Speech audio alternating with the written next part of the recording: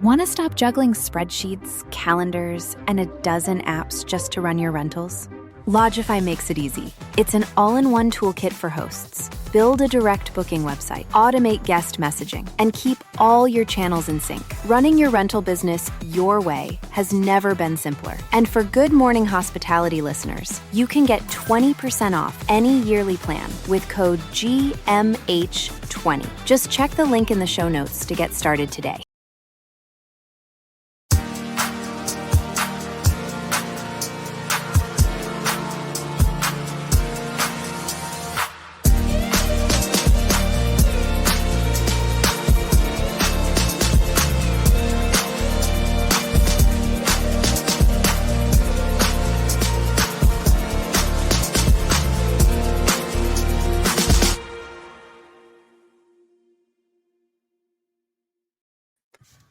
Good morning.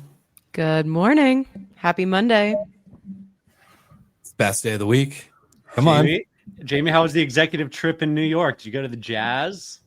Oh, we went to Jazz. We went to a piano bar. We went to some live music. Did you get a tattoo?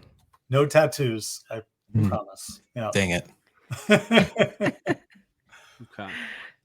But it did not make me miss November in New York. It's weather was could have been better. I had my first snow yesterday of the season. I walked outside and there were all these little flurries and I was like, oh my God, I'm not in Miami anymore. For real. You actually have to wear a jacket. Who would have thought? I know. My jacket collection, I think I've got everything I need, but there is an assortment of jackets now. So. Sheesh. We were running around shorts and short sleeves yesterday doing yard work. So very, very different down here in the South, Brandy. Yeah. As you recall from just a couple months ago. I know. Back in my Florida days.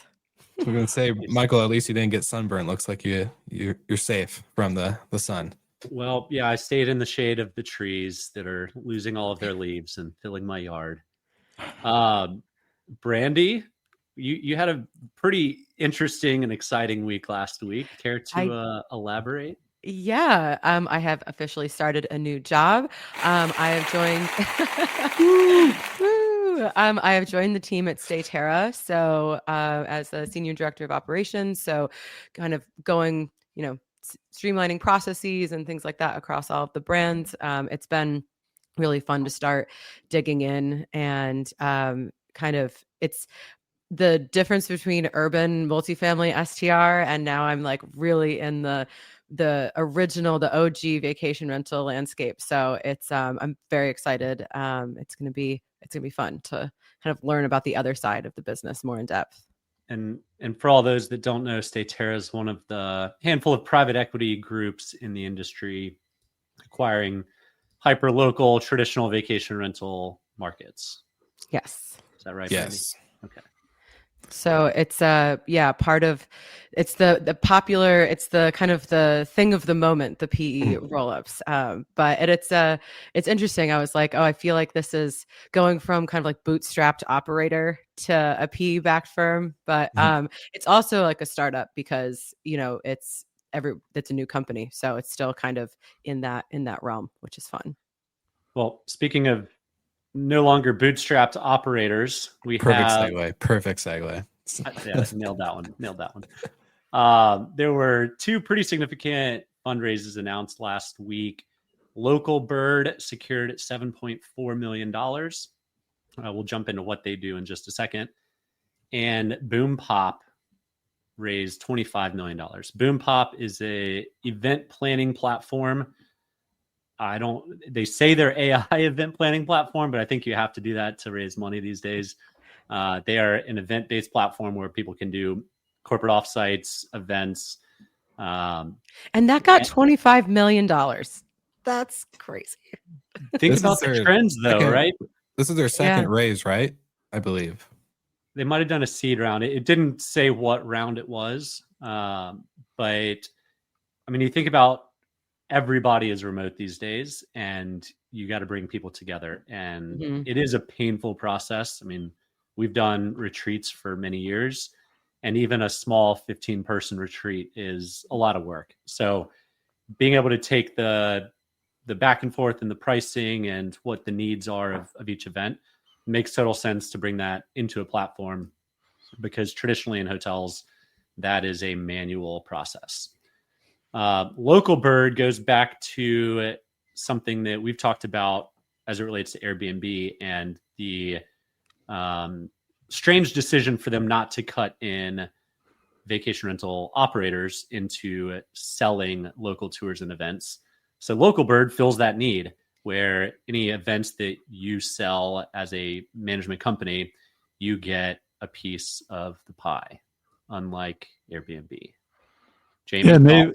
I've seen these guys around at the conferences for the past like 3 or 4 years now, and they go and curate the experiences, then make them bookable through your direct booking site, and then you get a piece of the pie of every booking that your sort of guests make. So, and huge, and congrats to them of like doing the work to not only find all these local experiences that can get booked, but then going and finding the hosts and professional managers that can then distribute them. So really building that two-sided marketplace.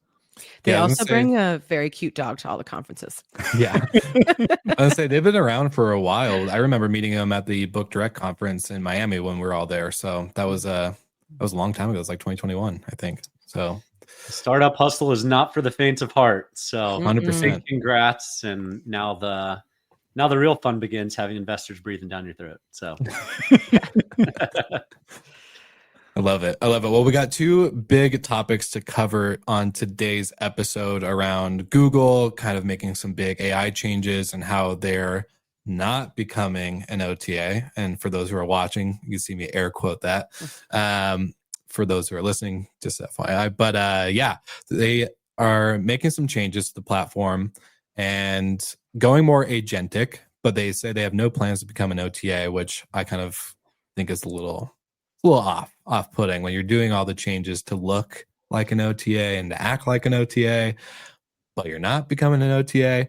I would be curious to hear your thoughts, Jamie, because I know you guys also have you have your own PMS at AirDNA called Uplisting. So you work with a lot of OTAs.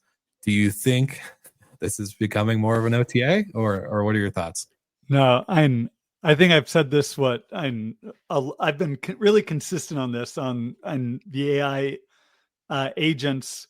They're not trying to become OTAs, and they are trying to aggregate supply and sort of bring forward options for trips, and that those and bookings are either going to go, and they're with like Google Flights. Yeah, they push you directly to Delta, Frontier, and even now Southwest. But with the hotel options, and Google makes a lot of money pushing demand through to the OTAs, through to Expedia, Booking. And I don't see them wanting to, or I'm trying to change that business model. They're not going to go and do the work to make all these and direct relationships happen. And ultimately they want all these great AI tools to actually drive incremental referral revenues to them. And who are those referrals going to come from? And it's the OTAs. So I'd say you don't bite the hand that feeds you. Yeah, their top 2, Google's top 2 ad spenders are Booking and Expedia. So you don't want to bite the hand that feeds you. However, Jamie, of all the AI or LLMs out there, Google is the one that makes the most sense to become an OTA. They already have access. They already know all of the travel data. They've been doing it for years. It could very easily be the flick of a switch, and Google is the number 1 OTA tomorrow if they made that decision. And it's not even close. So I think, yes, for now, they're saying they're not. I wouldn't put money on that for over the next decade. Maybe it's 2 years, maybe it's 5 years, maybe it's 10. But for Google to sit out on the OTA game for another 10 years, I would be absolutely mind blown. Well, I'm willing to put another money down on another decade of them sitting on the sidelines. Okay, market. Flag it, Will. I was going to say, Paul Yeah. Manzi says it's hard to turn down $8 billion in ad spend revenue, which is correct. But also, I just don't get why why would they care about the OTAs with the inventory when the inventory is already probably listed on them directly as well? Like they can just go to the site. Exactly. So 8 billion in ad revenue is great. You're right. But how much revenue is Booking and Expedia and Airbnb combined? Jamie, you might know that off the top of your head, but my guess is it's somewhere in the neighborhood of $8+ billion. I think like, are we even going to need OTAs? Like, is that like if these agents can just make it all happen within your chat, like maybe this isn't even the right conversation to be having. And then Manzi was saying that like this meta search engine, but that line is really blurring. And we had talked offline about AEO, like AI engine optimization, and how we kind of like need to dig into that. But that's just like the next SEO. It's like, how are these companies going to make it so that Google is actually just pulling their information? And what that does for everybody's direct sites is like another episode in and of itself. But I think I can kind of see OTAs becoming a thing of the past if Google can just like aggregate everything in its little chat, and then you have your trip booked. Yeah. Well, for a day or two, the Expedia and Booking stocks dropped 4 to 7%, and so the market got spooked by it. But if you were an AI trip planner, that with the shift from we might become an OTA, never mind, we're an AI trip planner. Yeah. Good luck competing with Google now. So sorry. But then also, I mean, Google has tried to enter the foray into hospitality before with surprisingly limited success, like Google Vacation Rentals and Google Flights is really, I mean, you're not booked, you're just kind of getting to the direct site from there. So they had an opportunity to dominate for the last, 10 years, and they didn't really execute on that as well as they could have. So who knows, those trip planners, they could still have that founder's optimism that they can take on Google, and maybe they can. Who knows? Yeah, but we were also saying backstage too that everyone's worried about being replaced with layoffs and all this other stuff because AI is becoming so efficient. Yet people do all these layoffs and then the AI is not that efficient. And they're realizing like, oh, we still kind of gotta guard this thing a little bit. It needs a lot of hand holding. I don't think AI is there. I know I'm yelling at my chat GPT every day, like, you dumb bot clanker, like you're not supposed to use M dashes anymore. Come on. Like can't use this word. Don't call it names. It doesn't forget. Yeah, it has a literally infinite memory. So when the bots come for us in 50 years, it'll remember that you weren't nice. I will be long gone before that happens. So I don't expect my life expectancy that far. But yeah, I don't know. That's just my thinking. It's not that efficient yet. So it's still got a long ways to go. But out of all the companies to bet on, I bet Google is the one that is going to be one of the top leaders for sure. So Jamie, 10 years from now, November 24th, 2035, when your oldest is off to college, we will revisit this discussion and see who won. $10 inflation adjusted. Inflation adjusted. I do love in the article, how all these like clips of executives trying to like quell the fears, like, oh no, we're not coming for you. And it's like, yeah, they are. Like they're not. I don't know. It's funny to see the forward facing politics, but I bet it's a big business opportunity to leave on the line. 100%. Yeah. Another big business opportunity to not leave on the line is the World Cup. And King of segues today. We saw a down year of international inbound tourism to the States this year. Jamie, that's not going to happen next year, is it? I don't expect it'll be another down year. If we get back to 2014 levels or even 2019 levels, I think it's yet to be seen. But it is going to be a big year for international travel to the U.S. because of the World Cup. So we've got 2 months of games. The bookings have already started to happen. The draw is coming up on December 5th. You guys have your calendars marked. I know a lot of hosts do. So we just at AirDNA released a tracker and for looking at forward demand for not only the US cities, but also in Canada and Mexico, where they've got 3 cities each hosting games. And we were involved in quite a few host meetups over this past 2 weeks. There was one in Kansas City that our friend Tyann sort of put together.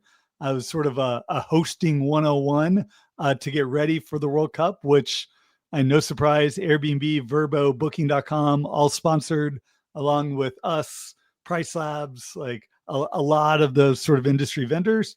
And then we also participated one in Dallas this past weekend too, on getting hosts in Dallas excited about either being and bringing listings online or being a first-time host for the World Cup. So the excitement is palpable.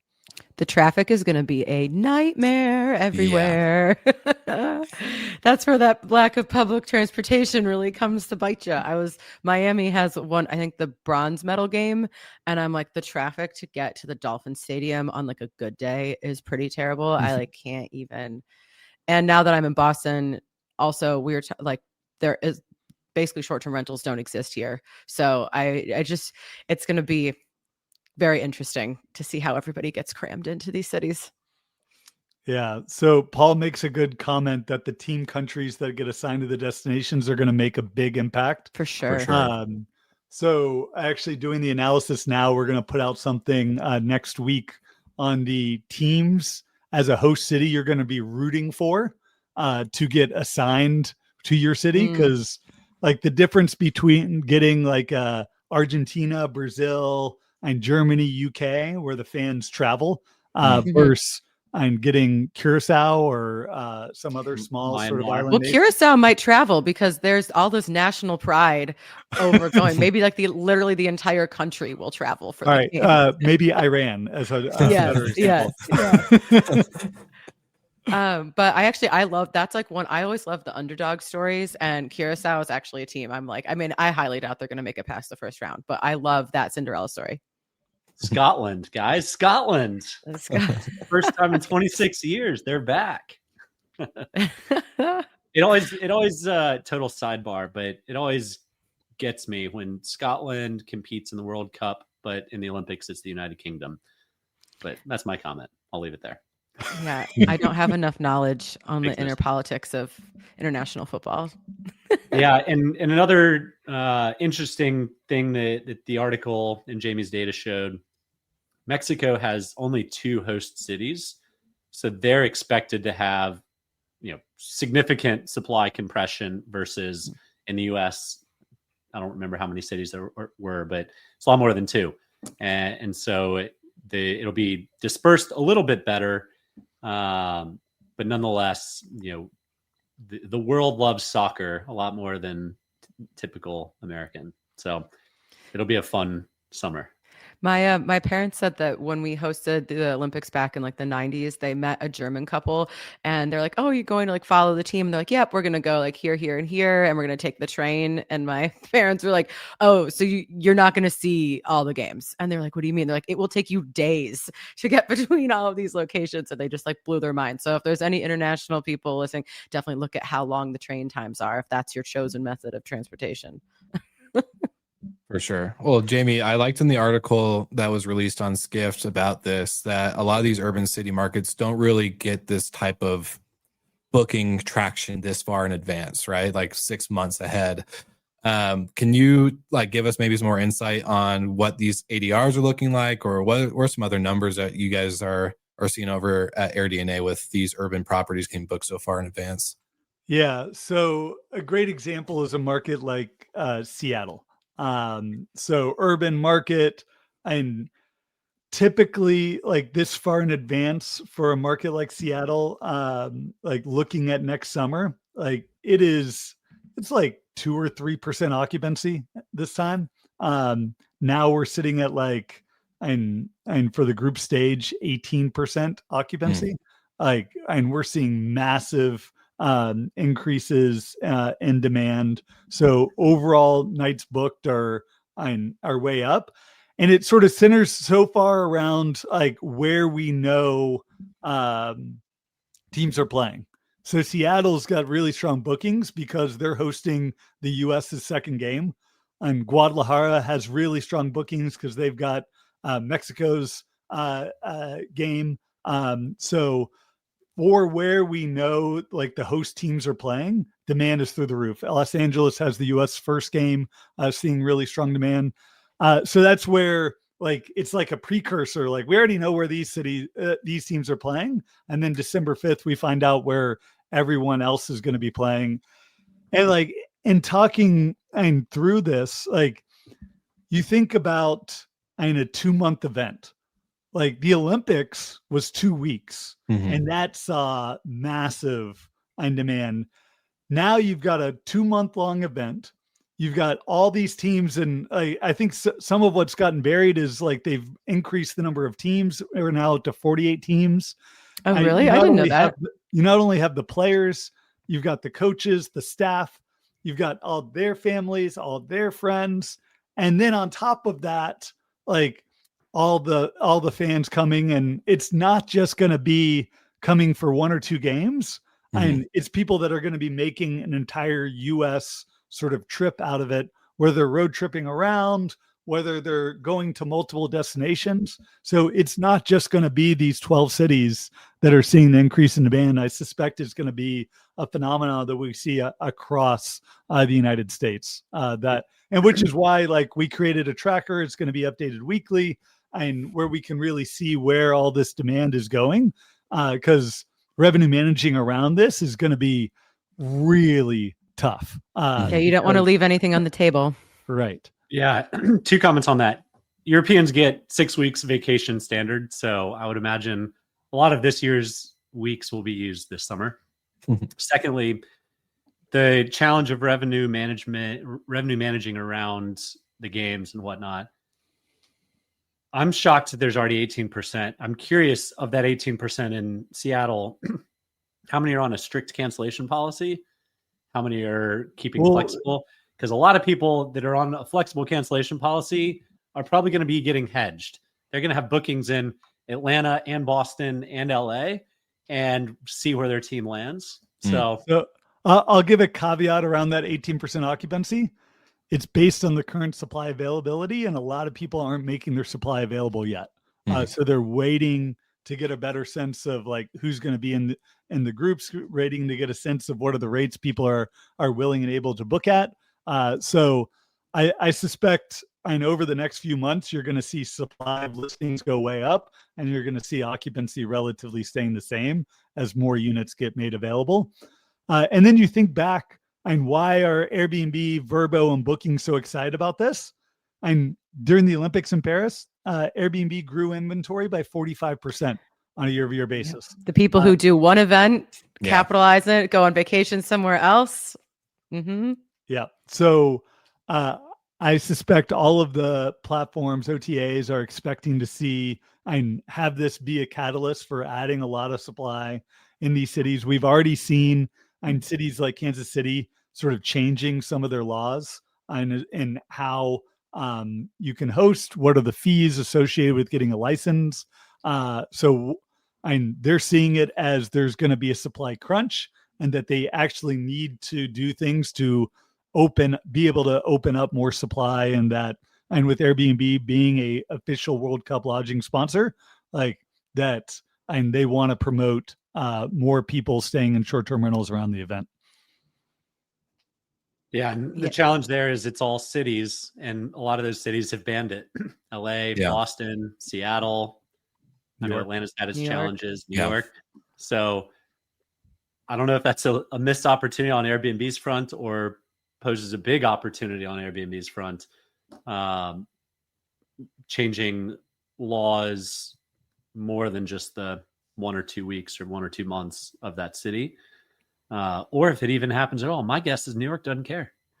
But I'm already hearing some chatter on some changes to the law coming from New York of trying to open up a little bit, not sort of reverse the ban, but make it a bit more permissive in the lead up to the games. Well, either way, the investors are probably loving that growth in supply on the quarterly earning calls that they're going to hear about with everyone jumping in. So especially if they got if Airbnb got 45% supply growth increase during the Olympics, I can imagine what this is going to do over 2 months for a 2-month event. So Yeah, good supply number. growth Good with for no the context. investors. Yeah. Yeah, how many of those are going to book again or make Yeah, their calendar exactly. available again?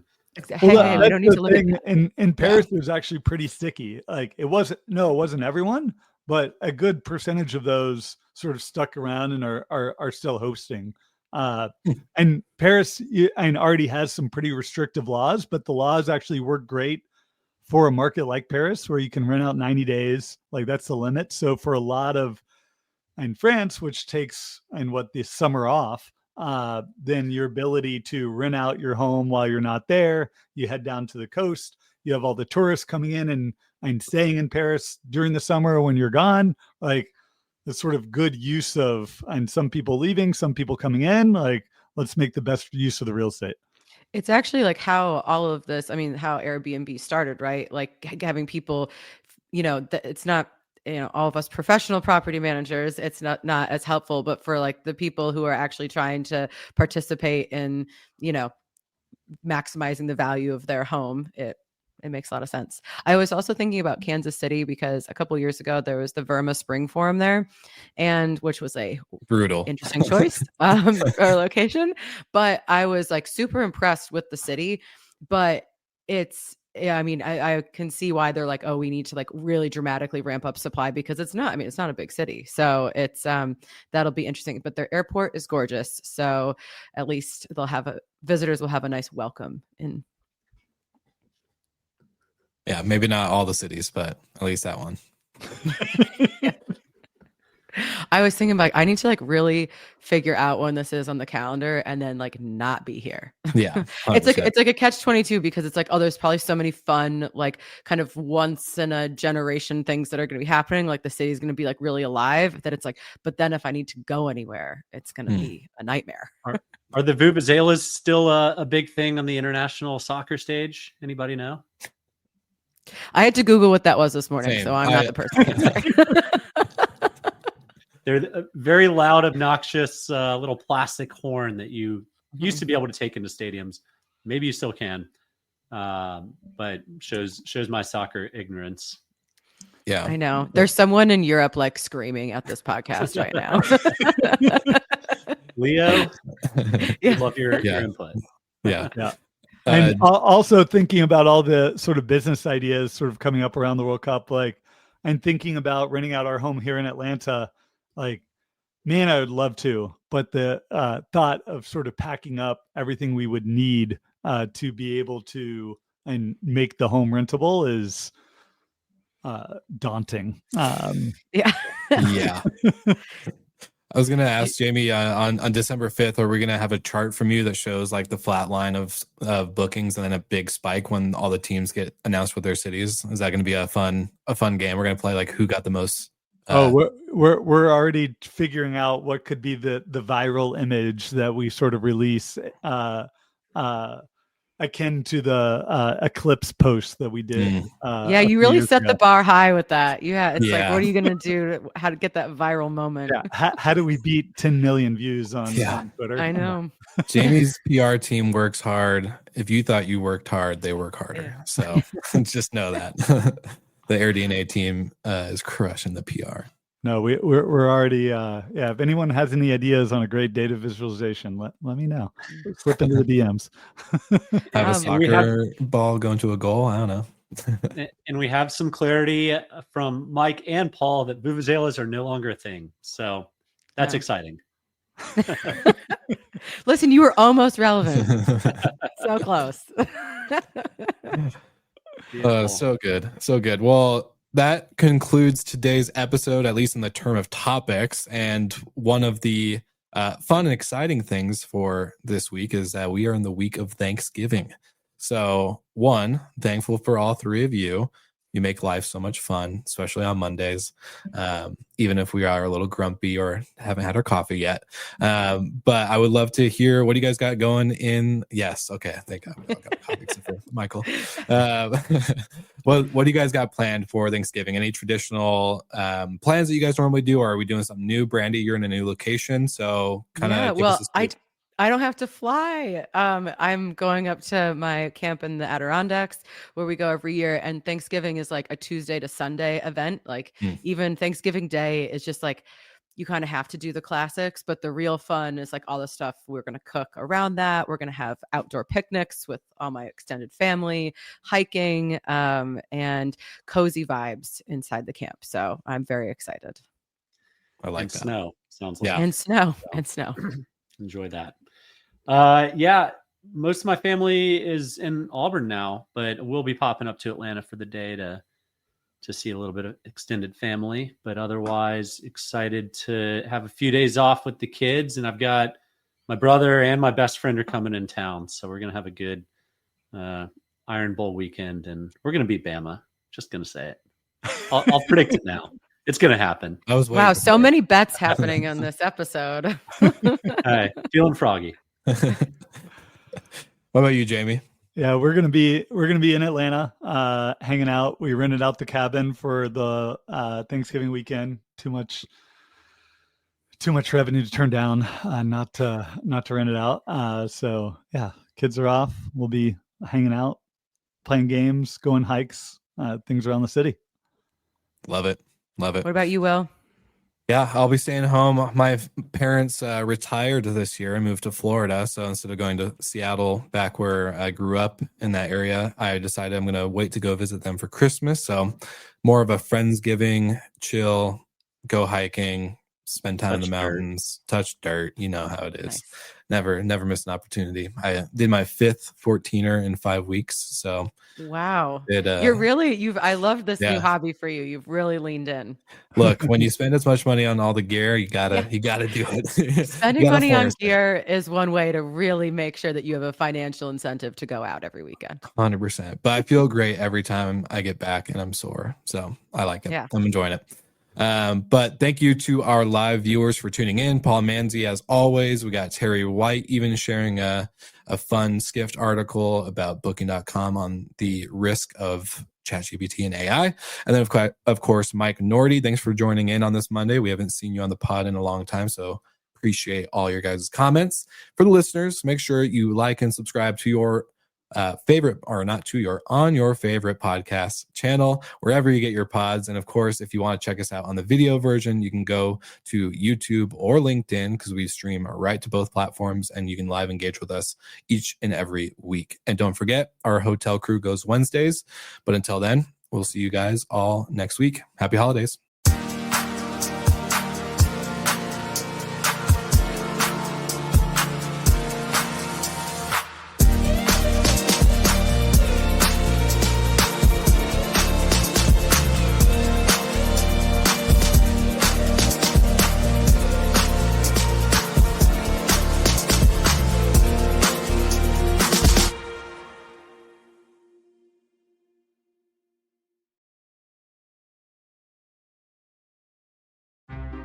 Want to stop juggling spreadsheets, calendars, and a dozen apps just to run your rentals?